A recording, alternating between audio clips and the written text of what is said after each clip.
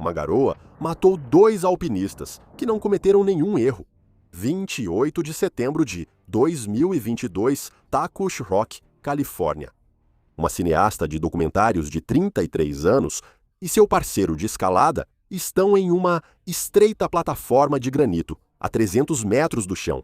Uma tempestade violenta está castigando a montanha. A temperatura está despencando. Chuva congelante escorre pela rocha. Mas apesar do caos ao redor, eles estão completamente calmos. Eles tomam a decisão inteligente de recuar por causa da tempestade. Agora só precisam descer de rapel com uma âncora padrão em uma árvore até o chão. Simples, rotineiro. O procedimento de emergência exato que ela praticou e executou perfeitamente 100 vezes antes, exceto que o que está prestes a acontecer nos próximos segundos vai deixar os investigadores de resgate completamente perplexos. Estes são os últimos minutos aterrorizantes de Chelsea Walsh. Bem-vindo ao Extreme. Para muitos, ficar a 300 metros de altura só com os dedos é assustador. Para Chelsea Walsh, era o único momento em que sua mente se acalmava e ela não buscava adrenalina. Ela era cineasta de documentários indicada ao Emmy e ganhava a vida destruindo ilusões. Enquanto a maioria da mídia de escalada glorifica os físicos sobre-humanos dos atletas profissionais, Chelsea, em seu documentário mais recente, havia acabado de expor a epidemia silenciosa de distúrbios alimentares graves que os destruía silenciosamente. Ela era famosa na indústria por encarar realidades desconfortáveis com rigor científico e frieza. Na manhã de 28 de setembro de 2022, ela dirigiu em direção a Takush Rock, nas montanhas San Jacinto, e planejava encarar essa montanha com a mesma atitude, rigor científico e frieza. Ao lado dela estava seu parceiro de escalada do dia, um homem sem o perfil para os delicados e precisos limites da escalada tradicional em rocha.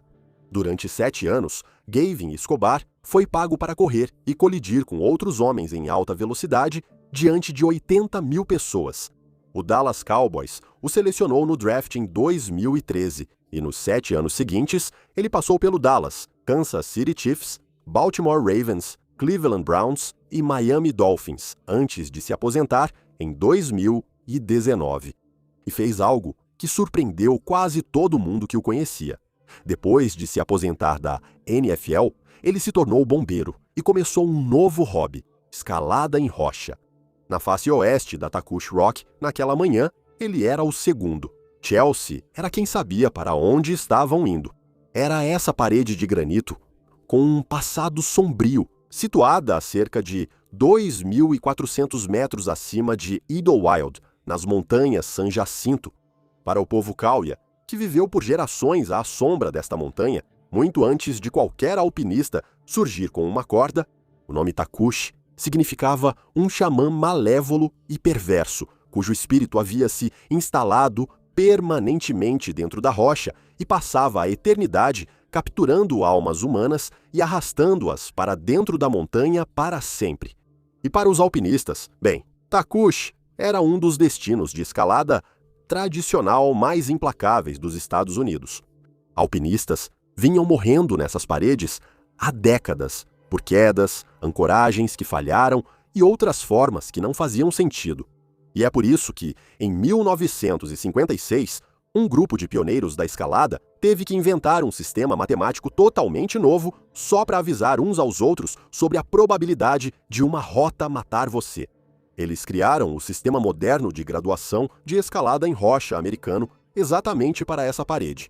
Começava em 5.0 para uma escalada básica e ia até 5.9 porque, na época, 5.9 era considerado o limite físico absoluto da sobrevivência humana. Adivinha qual era a graduação da primeira via que a Chelsea tinha escolhido para eles naquela manhã? Isso mesmo, era o Davis Deviation, uma via clássica 5.9 na face oeste do Takush que ela conhecia bem. Pelos padrões dos pioneiros, deveria ser a escalada mais difícil possível.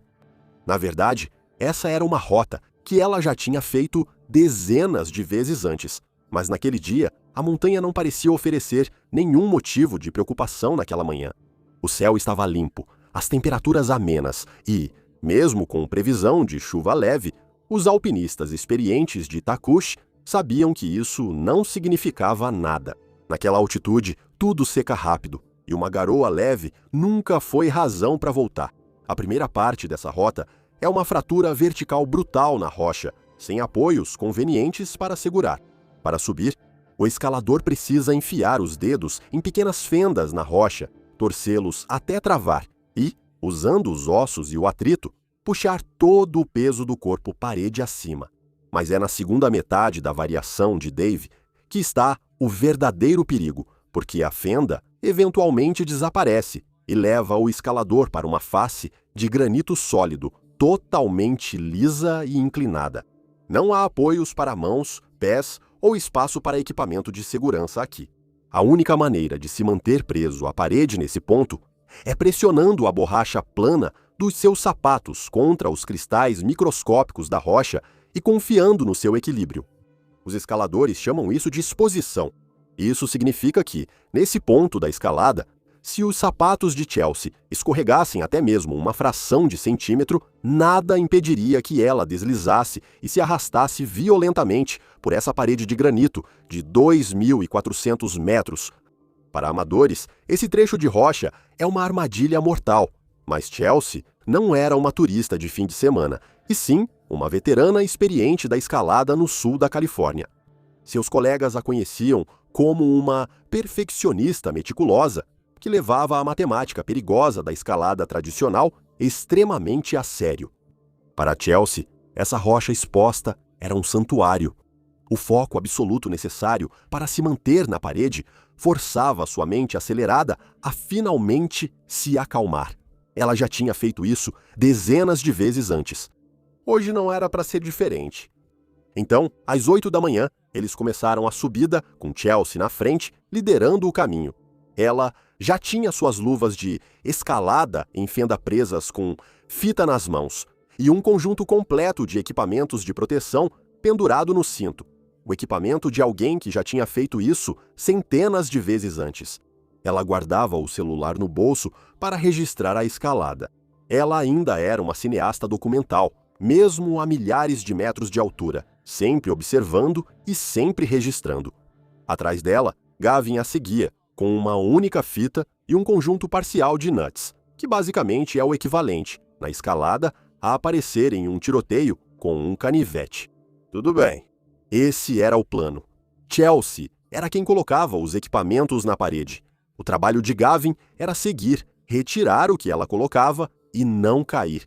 Em nenhum momento, Chelsea ou Gavin atuaram além de suas capacidades físicas ou dos limites de segurança estabelecidos. Esse exercício era para pensadores metódicos resolverem problemas, não para escaladores imprudentes buscando adrenalina. Lance a lance, eles desmontaram o monólito com a experiência de Chelsea. Ela se movia com ritmo silencioso e metódico de veterana. Quando ela alcançou as fraturas verticais, enfiou os dedos enfaixados nas fendas do granito, travou-os no lugar e puxou. A cada poucos metros, ela parava, colocava um equipamento de segurança em uma fenda e passava a corda por um mosquetão enquanto continuava subindo. E, 18 metros abaixo dela, Gavin a seguia.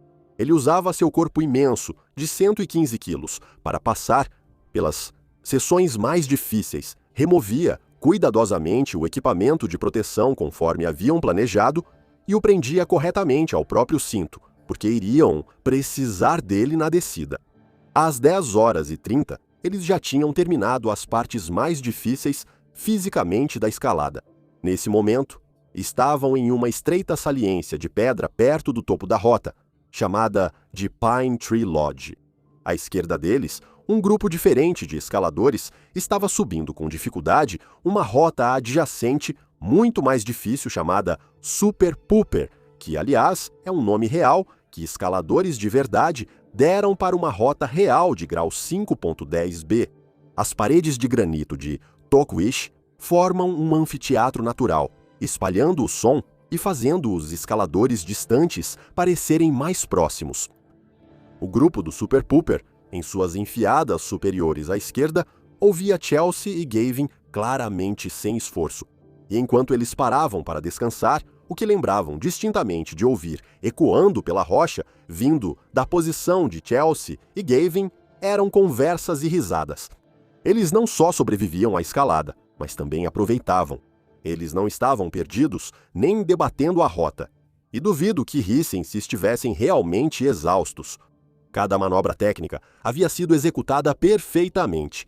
Eles estavam perfeitamente dentro dos próprios limites, banhados pelo sol do fim da manhã. Eles não faziam ideia de que problemas estavam se aproximando no horizonte. Exatamente às 11h42 daquela manhã, outros alpinistas na face leste do Takush tiraram fotos enquanto nuvens escuras começavam a se aproximar. Essas fotos mostraram nuvens no horizonte que não tinham interesse algum em passar silenciosamente por cima. Veja, a rocha Takush fica diretamente acima de um vale desértico quente, e no final do verão, quando aquele ar quente do deserto atinge as paredes de granito de 2.400 metros de altura, a montanha age como uma enorme rampa de concreto. O ar quente é forçado violentamente para cima, e ao ser lançado milhares de metros na atmosfera gelada de alta altitude, ele esfria e se condensa instantaneamente.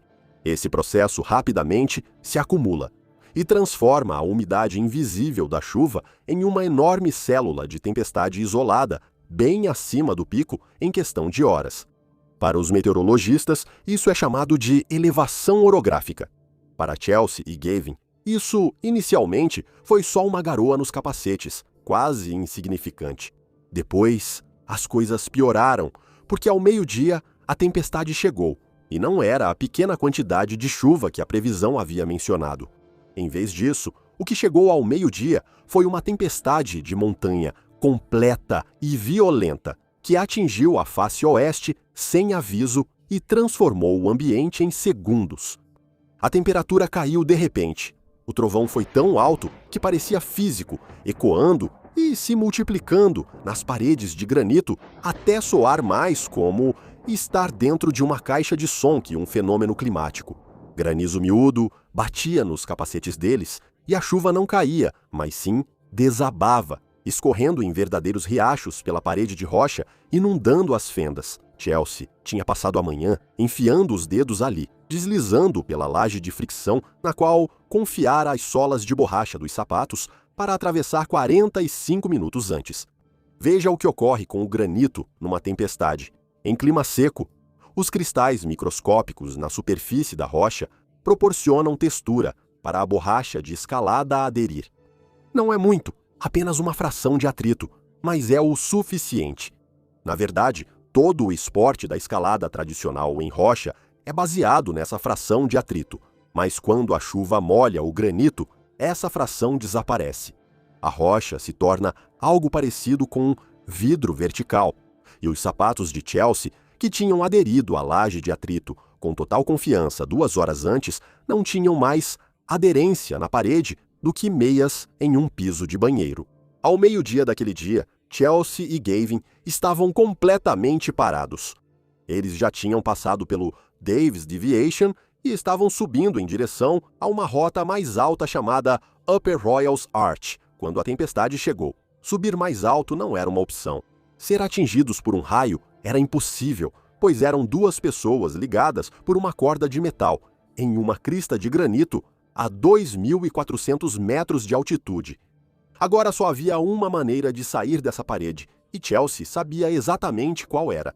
Isso é chamado de bile, termo de escalada para retirada forçada, descendo de rapel por uma parede de penhasco. É um procedimento padrão que escaladores experientes praticam, se preparam e executam quando a situação exige. Chelsea já havia feito um bile antes, pois era uma escaladora experiente. Ela sabia o que fazer e seguiu pela tempestade até o ponto de ancoragem mais próximo, abaixo, na saliência do pinheiro. Aquela mesma estreita saliência de pedra onde eles estavam rindo. 20 minutos antes, agora era uma plataforma fria e encharcada no meio de uma tempestade. A temperatura havia caído tanto que a água escorrendo pela face da rocha estava quase congelando. O arnês de Chelsea estava completamente encharcado, sua corda pesada de tanta água, e cada peça de equipamento metálico em seu corpo conduzia o frio através das luvas, mas ela se movia com eficiência. Essa era a versão de Chelsea Walsh que enfrentava realidades desconfortáveis com rigor científico e frieza. No platô amarrado ao redor do pinheiro havia um laço de fita de nylon. Isso não é incomum. Na escalada tradicional, grupos em retirada costumam deixar um laço de nylon em uma árvore como âncora para rapel. Os escaladores chamam isso de TAT. Você deixa isso para a próxima pessoa porque ela pode precisar e porque um laço de nylon custa quase nada. A Takushi Rock vinha sendo escalada continuamente há décadas, então não era surpresa encontrar TAT em um pinheiro no Pine Tree Ledge. Chelsea estendeu a mão para pegar e o que ela sentiu foi um laço de fita que era maleável, macio e flexível em suas mãos. Ela se mexia do jeito que uma fita deve se mexer. Chelsea olhou para ela. A cor era escura e parecia intacta, sem sinais óbvios de desgaste ou danos. Ela estava sob uma tempestade, chuva gelada batendo no capacete, relâmpagos ameaçando o topo da montanha e uma escaladora inexperiente dependia dela para descerem em segurança. Seu cérebro, que passou anos aprendendo a avaliar riscos em faces de granito, avaliou a fita e concluiu que ela suportaria o peso das duas para um rapel de emergência descendo a parede. Então Chelsea chamou Gavin e juntos, na chuva, começaram a trabalhar. O chão bem embaixo daquele pinheiro não era plano. Era uma laje de granito íngreme e inclinada. Em condições secas, você poderia simplesmente ficar em pé ali confortavelmente. Mas, encharcado pela chuva gelada, era uma pista de patinação. Eles não conseguiam simplesmente ficar ali sem escorregar. Então, para não escorregarem pela rocha molhada enquanto organizavam as cordas de rapel, tanto Chelsea quanto Gavin tiveram que se prender diretamente àquele único laço de fita e se inclinar para trás. Era o peso da Chelsea, mais o corpo massivo do Gavin, de 115 quilos, além do equipamento de escalada pesado de metal, e as roupas encharcadas, tudo puxando contra o tecido ao mesmo tempo. Eles se inclinaram para trás contra o tecido, colocando seu peso sobre ele para poderem usar as duas mãos para puxar as cordas pesadas. O tecido os segurou como esperado. Eles provavelmente nem pensaram duas vezes nisso.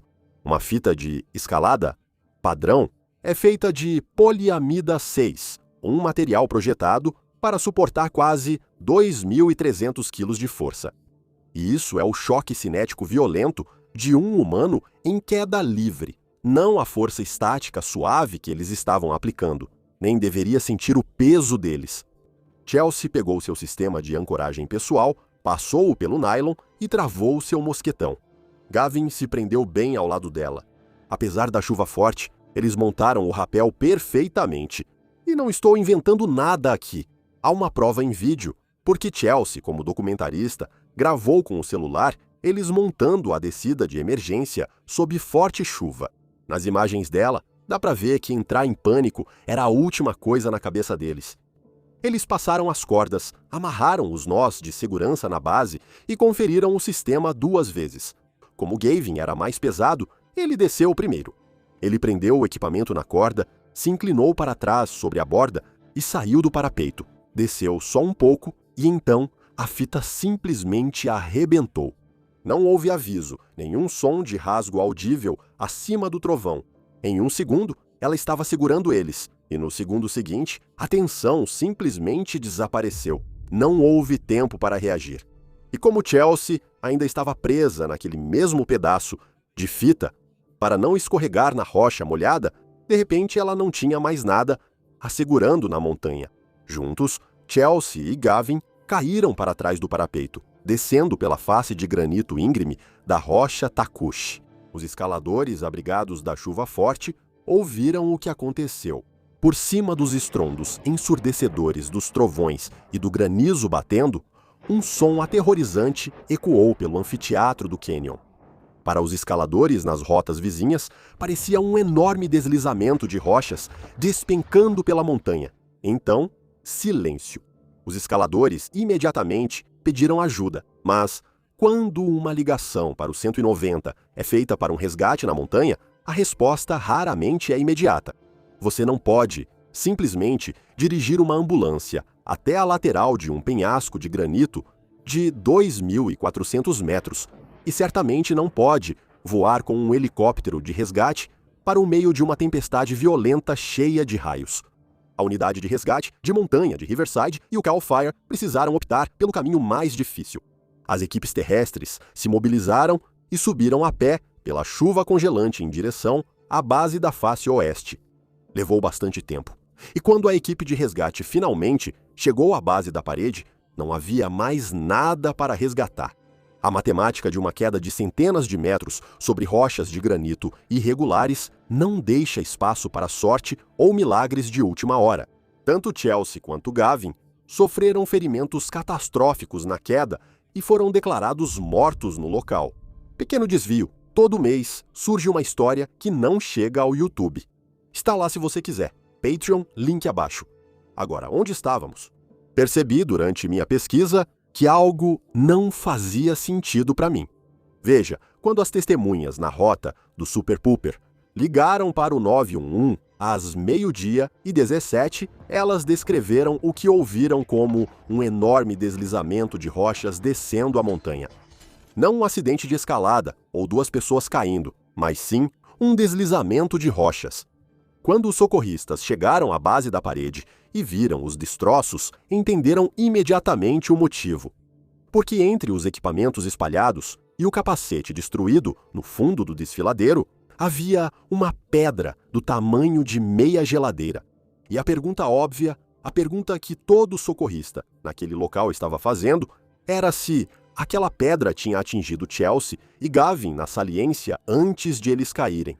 Se uma pedra desse tamanho te atingisse em uma saliência de granito durante uma tempestade, o resultado seria o mesmo.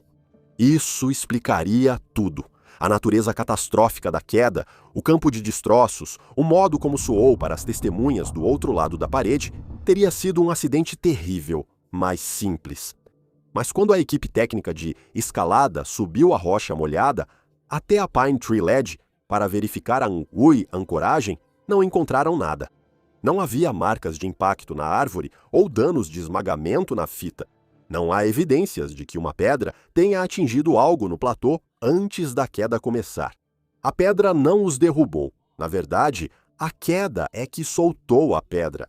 Um pedaço de granito, de várias centenas de libras, deslocado pela força da corda, ficando esticada, e dois corpos humanos caindo pela borda, simplesmente o seguiu na queda. Se a queda da pedra não causou isso, o que causou? A equipe RMRU analisou o equipamento pessoal depois. Aqui a situação ficou realmente estranha. Ao examinar o equipamento de duas pessoas que caíram de várias centenas de pés de uma parede de granito, espera-se encontrar o erro. Uma clipagem não feita, um mosquetão destravado ou um nó amarrado errado sob pressão durante uma tempestade. Alguma coisa. O equipamento geralmente indica o erro, porém, o mosquetão de Chelsea estava travado. Os nós de parada em 8 de Gavin estavam corretamente amarrados nas duas pontas da corda. Tudo o que eles fizeram naquela saliência, no meio de uma tempestade congelante, estava correto. Os investigadores do RMRU examinaram cada peça do equipamento recuperado e não encontraram nenhum erro na configuração do equipamento deles. Zero. A única coisa que restava era aquele único laço de fita de nylon ainda preso ao sistema de ancoragem deles. Mas, para os investigadores, essa era a parte impossível. A fita de nylon não se rompe só com duas pessoas apoiadas. Lembre-se, ela é projetada para suportar quase 2,5 toneladas. Ela se romper como um cadarço barato não fazia nenhum sentido físico. E o mistério só aumentou quando os investigadores recuperaram o celular da Chelsea dos destroços. Nele, eles encontraram um vídeo gravado pouco antes da queda. Mostrava Chelsea e Gavin na Pine Tree Ledge, debaixo de uma chuva forte. Eles não estavam discutindo nem em pânico. Não estavam com pressa para descer da montanha. Estavam calmos, metódicos e preparando a descida exatamente do jeito que foram treinados para fazer. Então, para descobrir como uma retirada perfeitamente executada se transformou em uma dupla fatalidade, os investigadores levaram a fita quebrada para um laboratório. Eles fixaram a fita em uma máquina para testar sua resistência à ruptura. Um laço padrão desse material suporta cerca de 2,5 toneladas, mas no teste oficial de tração, a fita arrebentou exatamente com 260 quilos. Mal era suficiente para suportar o peso estático de Chelsea, Gavin e seus equipamentos molhados. No momento em que Gavin saiu da borda e adicionou a força dinâmica do peso de um corpo humano, o nylon não teve a menor chance. Apesar de todo o planejamento perfeito e meticuloso deles, o destino deles estava matematicamente e cientificamente selado.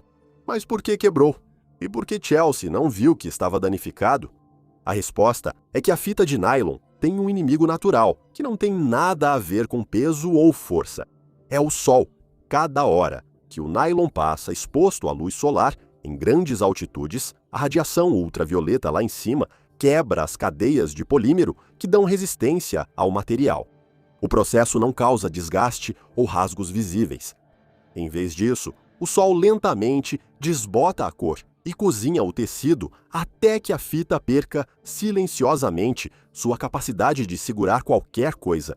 E como o Pine Tree Ledge fica acima de uma das rotas de descida menos movimentadas da Tackwish Rock, escaladores locais familiarizados com a área estimaram que as fitas deixadas nas árvores naquele local poderiam ficar completamente intocadas, sem inspeção e sem substituição por até uma década. Imagine uma década de sol da Califórnia a 2.400 metros de altitude em um pedaço de corda que mal é usado. Quando os investigadores examinaram a fita de perto, no ambiente seco e controlado de um laboratório, perceberam que ela estava claramente desbotada e quebradiça. Em um dia normal, e claro, um alpinista experiente como Chelsea teria pegado aquele nylon rígido e saberia imediatamente que havia algo errado. Mas é aqui que a história se torna realmente cruel. A mesma tempestade que impossibilitou Chelsea e Gavin de continuarem a escalada é a mesma tempestade que fez aquele pedaço de fita desgastada parecer seguro nas mãos de Chelsea. Porque a água faz duas coisas específicas ao nylon, severamente degradado pelos raios UV. Primeiro, ela amolece as fibras quebradiças, então a rigidez que pareceria imediatamente errada em condições secas desapareceu completamente. A fita, que deveria ter a textura de giz velho, dava, em vez disso, a sensação de equipamento novo nas mãos de Chelsea. Em segundo lugar, a água escurece o material. Então, o cinza pálido e desbotado, que gritava anos de danos por UV no laboratório, foi completamente mascarado pela chuva. Chelsea confiou sua vida a um equipamento que estava operando com 11% de sua força original e sentiu algo que parecia seguro. Ela não foi descuidada nem negligente. Ela, alpinista experiente, avaliava rapidamente durante a tempestade com as informações disponíveis. A tempestade só fez com que as informações estivessem erradas. Chelsea Walsh fez absolutamente tudo perfeitamente certo. E ainda assim, caiu do céu por causa de um pedaço de nylon podre escondido à vista de todos. Mas o que acontece quando uma das maiores lendas da escalada da história executa um rapel perfeito, trava todos os mosquetões e ainda assim morre na queda? Não por uma armadilha na montanha, mas por um equipamento que era uma bomba relógio que ele usava no corpo há anos. Este próximo vídeo fala dos últimos minutos aterrorizantes de Todd Skinner,